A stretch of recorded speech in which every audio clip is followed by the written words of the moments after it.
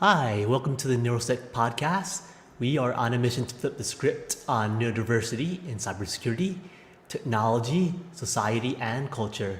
My name is Nathan Chung, and today my special guest is the amazing artist Amanda Hebert Hughes. Welcome, Amanda. Thank you so much. Hello. To start, can you tell us more about you? Sure. Um, Again, my name is Amanda. I'm an autistic artist and author. I'm an abstract artist. I'm an author of a children's book. And I am openly autistic because I think it is helpful for everyone else out there who is autistic to know that where we're at and to inspire and encourage each other and to help destigmatize autism for the rest of the world and get to know each other better and appreciate each other. Absolutely. So, being openly autistic, when did you first find out that you were autistic? Did you get a formal diagnosis? Yeah, so this was really interesting. I'm a late diagnosis for autism. And as I learned about and realized my diagnosis, I realized that there are so many other women out there with the same story that I have. And that story is that they have a child who is diagnosed with autism. And so that's kind of how it happened for me as well. I stumbled across it out of the heart and care of research for my son.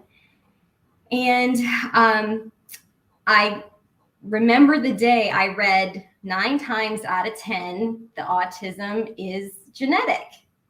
And I thought, And sometimes there are those moments in your life where that moment is the start of something pretty significant in your life. And for me, it was.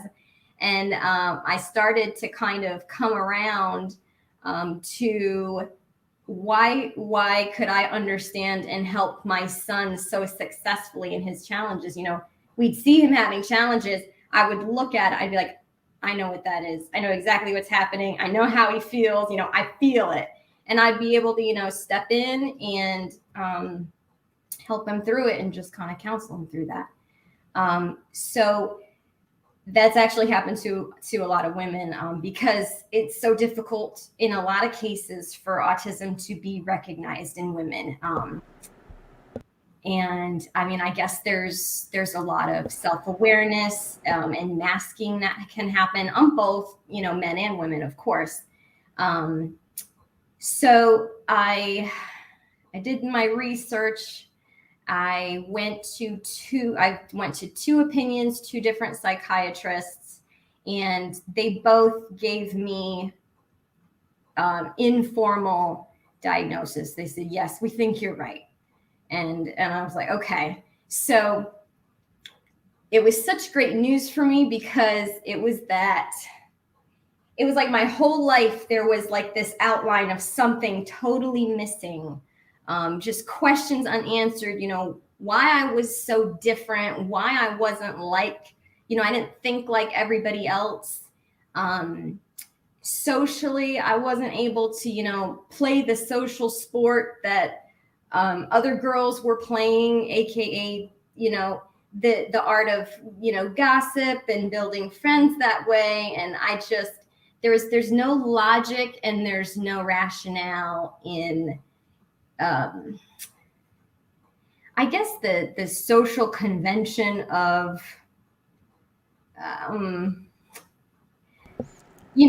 certain social. I know that feeling all too well. I am also autistic. Like, for me, it's very similar to you. It's like just doing, like, forming friendships, just talking to people. It is a challenge for me too. Yeah, I mean, I appreciate interacting with people when it's an exchange of information. Like that's a conversation for me. Like you got stuff to tell me, like information. I've got, information to share with you about our work and that kind of thing. But when it comes to, talking about, feelings and how feelings in play in situations, I just can't play that well. I don't connect with it. It's just, you know what I mean. So, Absolutely. so Absolutely. realizing and finding out that I was autistic answered pretty much all of the questions. It healed relationships from my childhood and my family when I told my family. It answered all the questions for them. And so that was a lot of healing. It tremendously impacted my marriage and healed our marriage. And now we just know how to recognize, I know how to recognize when I'm facing a challenge or whatever. Instead of, before getting to the fight or flight mode, I can kind of tell my husband, like, okay, I'm reaching the danger zone. So let's, adjust and respond. And, he's with me and supportive and all that kind of thing. So,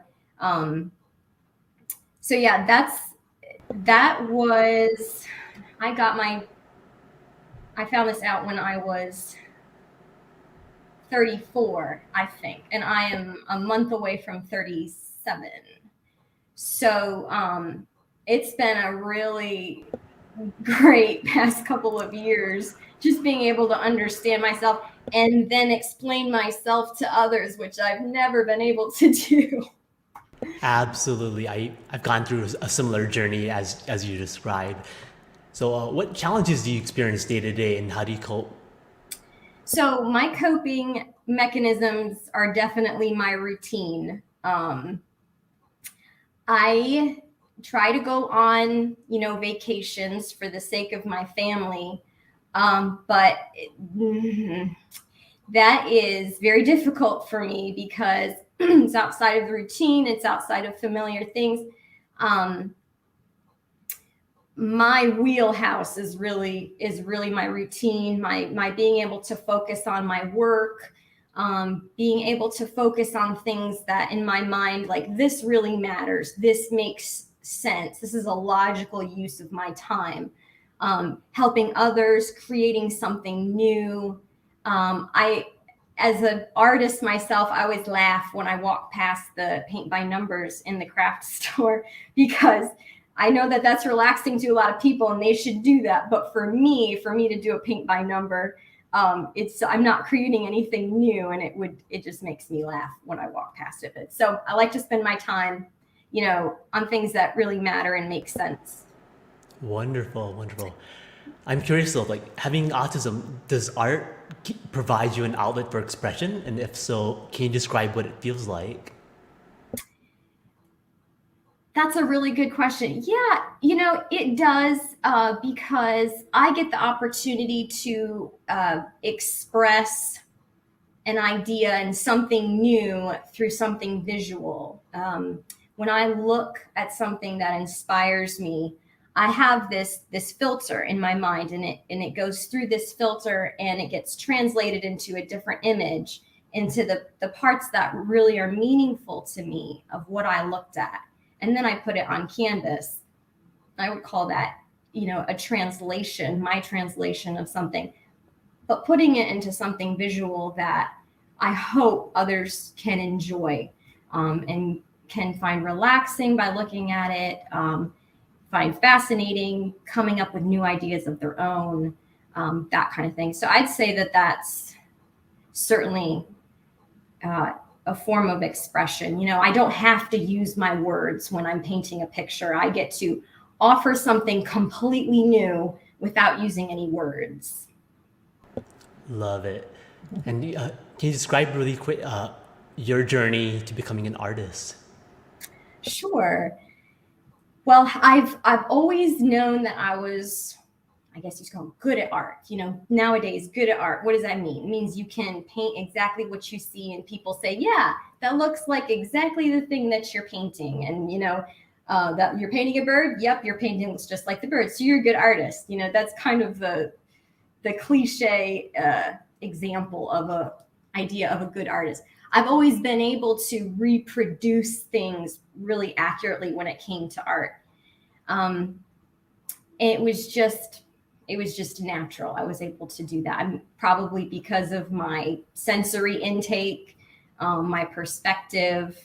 That's always been something I could do. But being an abstract artist now is something that I really was excited to start, because it was only I've been an artist my whole life, but it was in 2019 that I was like, I'm going to paint these images in my mind. I'm going to paint something that people don't see, and, why reproduce something that people already see when I can just create something new that nobody has seen before?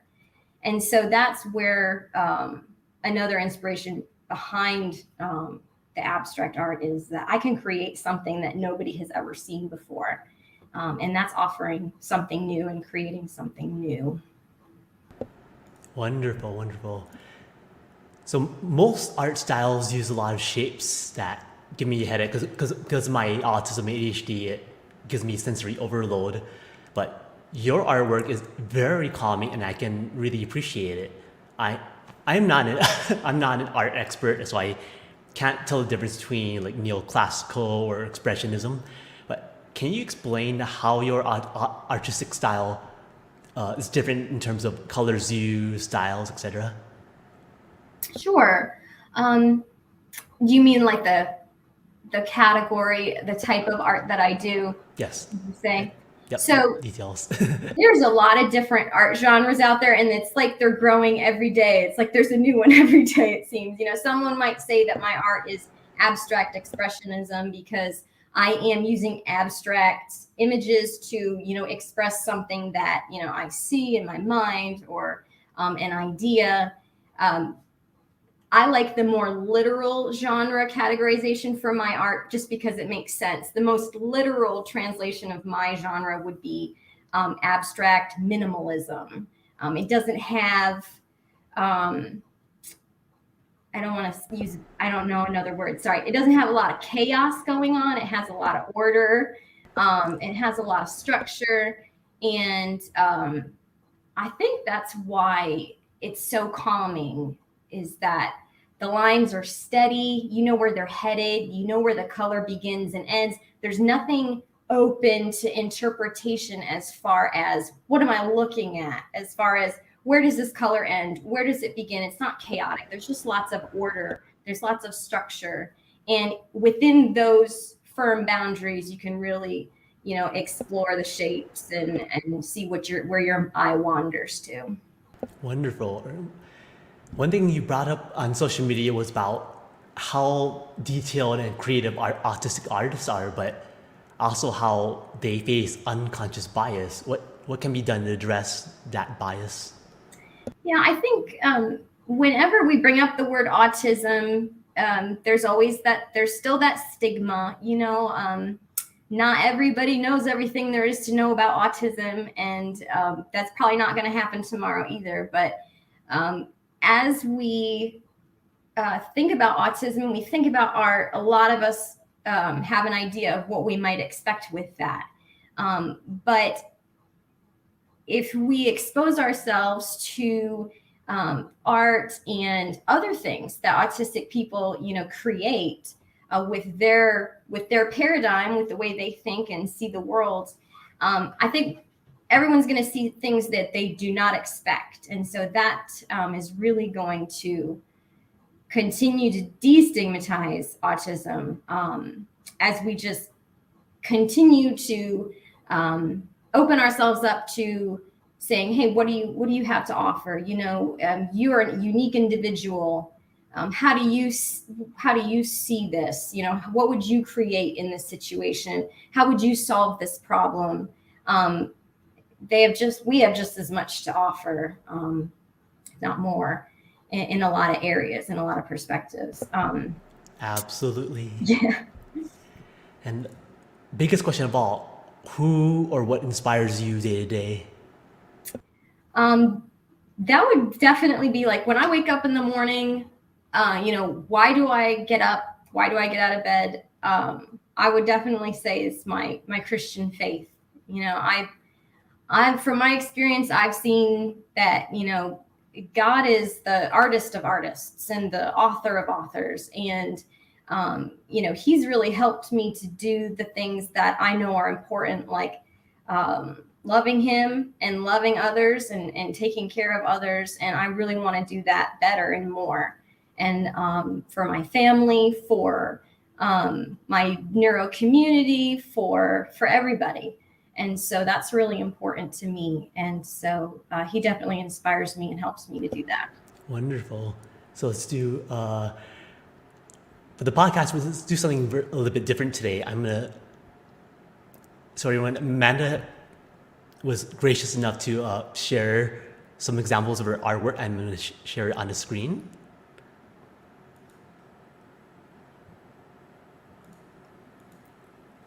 Okay, and here is her first piece to show. Can you tell us more about this one? I really like the blue and the shapes of this one. Yes, this is a visual picture from my mind of the word hope. And I don't really need to say much more as far as, viewers being able to take that word and look at this painting and really decide what it means for them and what it looks like for them. And I think that's where the viewers can really participate and take something away from this, is that they look at it and they see what they see. And that's really an exciting thing to be able to be a part of, to create something like this. So the most important aspect of my art, I'd say, is the texture. So, when you have paintings, you have light, you have dark, you have smooth, and then you have texture. And so there's a lot still going on in these pieces, and the texture really makes it them come to life. Wonderful. Every painting I do will have balanced texture in it. And it's hard to capture it in photos. This one captures it. You could probably see it pretty well, but in person, certainly more easy to see. Yep, I really like this one. My favorite color is blue, so I'm a bit biased. But so about this red one, when you first see this red one, my first thing that catches my eye is the color red. So. Can you tell us more about this one? Sure. This one is basically a translation of the phrase, pay attention. Yep. Can you tell us more about this one? Like, what inspired you to paint this one? So this was actually another image that I just saw completed in my mind, and I put it down so that others could see. This was my second abstract piece ever. And the texture in this one is the vermilion color. Vermilion is like a red and orange combined. And so that one has a lot of a large section of texture. Wonderful, wonderful. Okay, and here's the next one. This looks really interesting, like a lot of triangles. Yes, this was my very first abstract piece. This one is called Neutral Sailing. And this was basically my giving myself permission, you know what, I'm going to paint something that people don't see. And so this was the first result of it. And I loved these colors. I liked neutral colors because I know a lot of people who have autism have a difficult time making decisions at times. I have that decision anxiety. My son has that. You can kind of get to this point where you're just frozen. I love neutral colors because cool colors, those are your blues, greens, purples. That's one end of the rainbow spectrum. And then you've got your warm colors, which are reds, oranges, yellows. Those are your warm colors. And so to me, I enjoy times that I don't have to pick a side. I don't have to pick warms or cools. I can just do neutrals. Neutrals are pretty relaxing to me. I like those. Yep, relaxing to me too. I have one silly question since I have zero knowledge on artwork. So when you pick colors, how do you go about picking colors? Right How do I colors. pick the colors? Well, I mix them myself, unless because you really only need the primary colors, and I'm not gonna really. Uh, I don't feel like it has a personal enough touch for me to just pick a pre-mixed color, because I'd rather make my own, and really fine tune the color that I want. Wonderful. So, I mean, obviously with blacks, I'm not having to mix the blacks or the whites. The browns, even though you can get a cool brown, which is going to be a raw umber, or you can get a warm brown, which is like a reddish brown. That's a burnt umber, but I'll still mix them together because I don't want to pick one over the other. Yep, absolutely. But okay, next one. Tell us more about this one. I really like the green. Thank you. So this is emeralds. This is from the jewels collection that I have started. I have 2 pieces so far for this collection.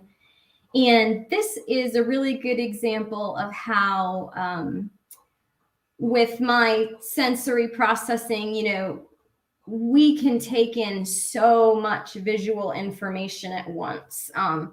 As a side note, there's a really interesting article that I will maybe put in the comments later. It's called Sensory Gating. If you want to learn a little bit, for others, if they want to learn a little bit more about sensory overload and processing, there's a really cool article by Burnett Grant on Specialistern that was just published the other day, and it's really, really interesting. But so that is touching on what I do a lot with my art. Is I will look at something that I think, is beautiful or that I really appreciate, and I will take away the most valuable visual components, and I'll just filter away everything else that's overwhelming and that's overstimulating, and I'll put the good parts on canvas. And so I love the different aspects of a gemstone. I think that's really neat how it's, there's light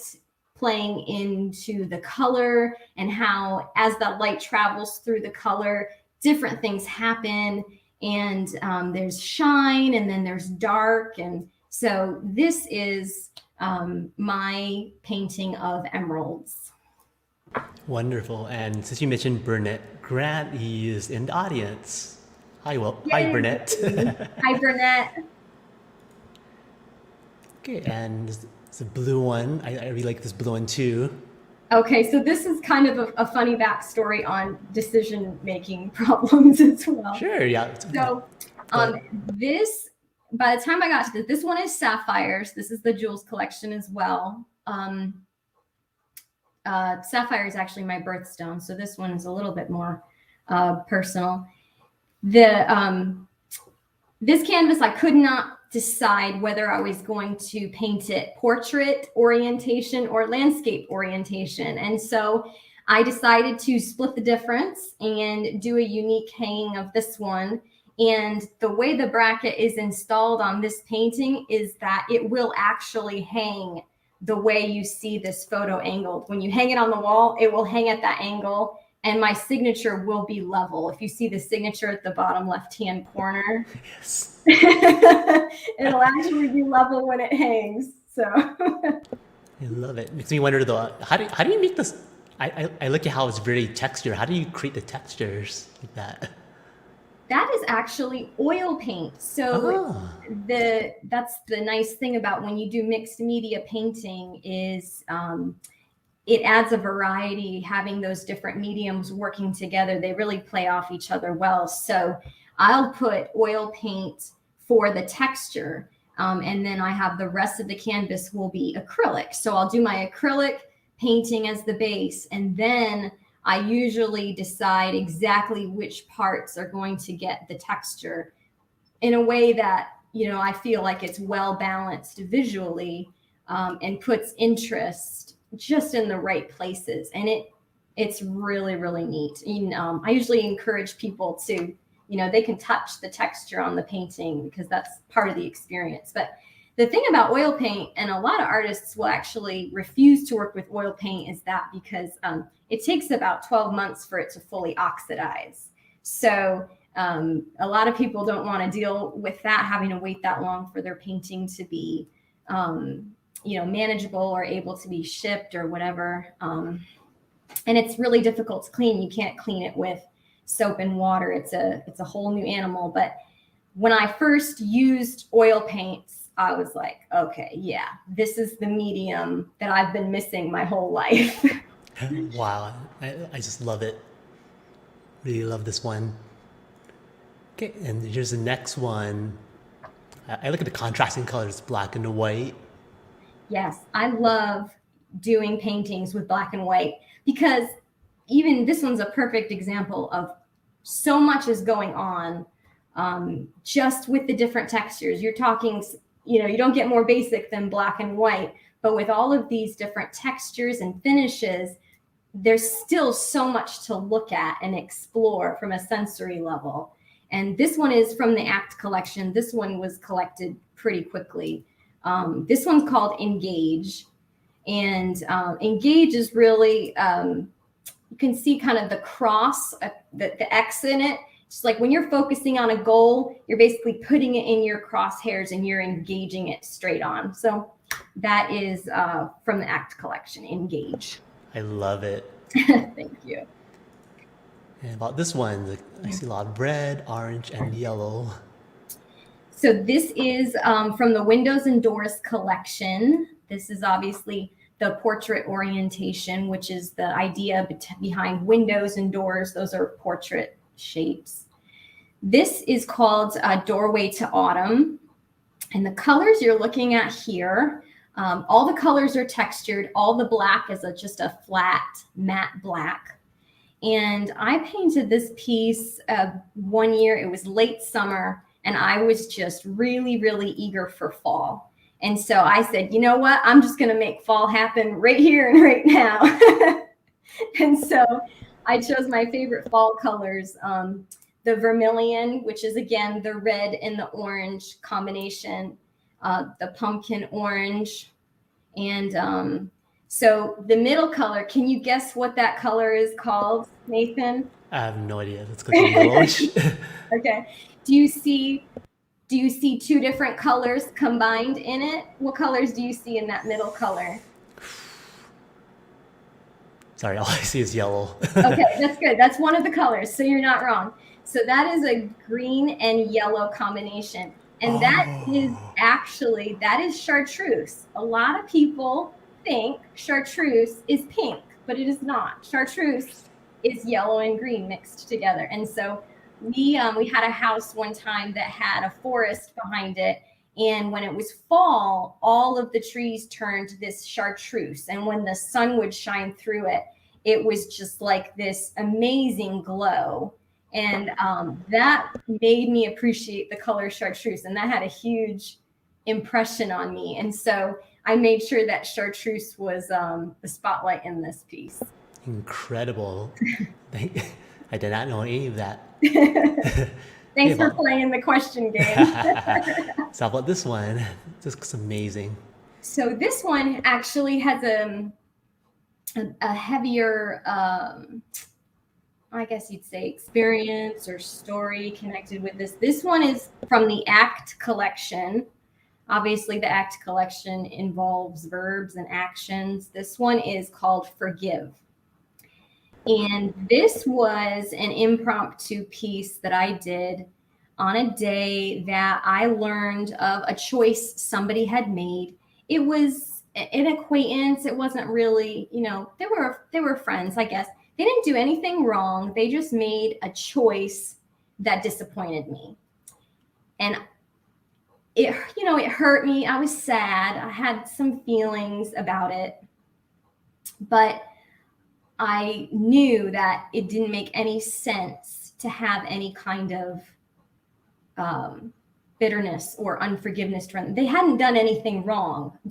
They had just made a choice that disappointed me. And so I knew that I needed to forgive them in order to move forward just in a healthy way. And so I did this piece that day, and by the time I finished this piece, I felt like I had gotten through the process of forgiving them, and I believe I did. Wow, that's a really powerful story. Thank you. I think hard question would be like, as you painted this one, like, was this a more difficult piece to paint? Because of the emotion behind it and involved with it? Yep. Do you think it was harder? I think that it would have been if I didn't feel like I had help. Like I knew that I wasn't going to be able to forgive them on my own strength, that I needed outside help. And, you know, for me, for instance, with my faith, I expect and receive that help from a higher power, which is God. So my efforts were, you know, the blocks down at the bottom left-hand corner that can't quite reach the top. Those are my efforts. They can't quite completely successfully reach the point of forgiveness, but the help that comes from the top right comes down and it helps me complete that process of forgiveness. And so that was a picture of that process for me. Wow, that is incredible. Thank you for sharing that story. Sure. Okay. And how about this one? This one's fun, right? Yep. First thing that comes to mind is it's like space. Yeah, it's kind of like a whirlwind kind of thing. This one is, let's see, what collection is this from? This is also from the ACT collection. This one's called Create. And there's a lot of words for describing this one. I'm not sure if I'm up for all the words for this. So I guess for starters, like, what inspired you to paint this one? Well, again, I saw the image in my mind. And so I put it down on canvas and, you know, balanced out. I made sure I added the texture and that it was balanced. That's important. You know, visually it has to be balanced. The lines have to be clean. A lot of people think I use tape for my lines. I paint them all freehand. All the clean lines are freehand. Wow, that's incredible. Yes, it's focused, detailed work, and every dab, every mark matters. And oil paint, again, is not forgiving, so you can't really mess up with oil paint and not have to start over. So just zeroing in and just focusing my concentration and intentions on these paintings, a lot goes into every single one. Wonderful. I guess one question that just brings to mind is, like, when you're painting, like, are you totally, completely focused on the work, or like, how are you totally focused, or do you sometimes get distracted by like pets, kids, partners, etc.? Yes and yes. Yes, I do get very, very, very focused, very hyper focused in my paintings. And yes, I do get distracted by dogs and family members and stuff like that. And, you know, that's a exercise of, you know, self-control too, because I don't want it, when I'm focused in my painting, I don't want to transition and deal with, you know, whatever has just come into my zone, into my world. But they're people I care about. And so I have to make sure that my heart and my mind's in the right place. I also make sure that when I am going to paint, I do try to set up the right situation to begin with, so I don't set myself up to fail in that area. Wonderful, wonderful. Okay, and down to our last piece. So this, a lot of colors. Yes, this one is actually behind me. This is actually not my largest abstract piece. My largest abstract piece is 8 feet long. And wow. So I didn't add that in the pictures. I figured I had to stop somewhere. There were so many pieces of art I had. Like, I could only send so many. This one is called Lex Talionis, which is Latin for eye for an eye.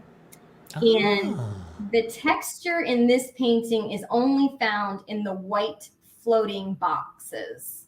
And you can see those around. There's 1, 2, 3, 4, 5, 6, 7, 8, 9, 10, 11. There's 11 floating white boxes. And this is basically a rainbow of grays. But that's literally what you're looking at, is a rainbow of grays. But when you look at it, you can see so many different things. You can focus in on, just 3 shapes that are clustered together and you see a design. And then you zoom out and you see, a bigger cluster of shapes and you see a new design. So eye for an eye, it's kind of like, what does your eye see as you explore this? Because everybody's eye is going to settle maybe on a different part and see a different shape. wonderful, wonderful. Okay, and let me stop sharing real quick. So I had one quick question from the audience. Where does your mind travel creating art? And as in, does it start internally or via outward influences? If both, where does it begin and where does it end? Is it linear or cyclical? I think probably linear. If I see something that inspires me, as far as, when I'm looking at something, I'm taking in a lot. And if I like what I'm seeing, certain aspects will stand out to me as to which aspects I really appreciate and that I think are the most meaningful of what I'm looking at. And then I'll take those components and then I will put those on canvas, and really just spotlight and highlight, the important parts, that others can really zero in on with me and appreciate. Wonderful, wonderful. I think another big question is, are you working on any new projects? So as of today, my hot off the press project is a children's book that I wrote and illustrated. Yes, thank you. Congratulations. Thank you so much. Let me share the image. Can you tell us more about this book? I can tell you a lot about it. I can tell you about kind of the history behind it. I wrote this book actually back in 2007. At the time, I was a nanny. I was on a job. The child was sleeping, and I was sitting there with, my journal. I didn't have social media back then that I was just, consuming information on my phone. I had my journal with me, and this story just came to me. And so I wrote the whole thing down, and it was just, there it was. It was all in one piece. And so it actually has a really meaningful message to it. It's really helpful. It basically uses logic to help young minds connect the dots in, the areas where they experience frustration, and it demystifies some of the biggest, most stressful obstacles that they hit. And so I included, here's a couple of images from the illustrations that I did for a couple of the scenes. I wanted to give you guys a little insight into it. Okay, sure. Go ahead. Style is like. Yeah. And this is the library scene. Obviously, I even put a little Easter egg on the shelf. If you look at the back bookshelf at the top, it has the "Why Does Mommy Say No" book cover hidden in there. And so that's the library scene. And let's see, how do I give you guys a good idea about it without giving it all away? I think I've really kind of touched on the message. It does have a surprise ending, a really sweet surprise ending, and so that I will leave as a mystery. Okay. But pre-orders have opened today, and Wonderful. the perk of doing the pre-order is that those will be signed copies. Ooh. Yeah. And all this looks like a kitchen. I hear see a dog. Yep.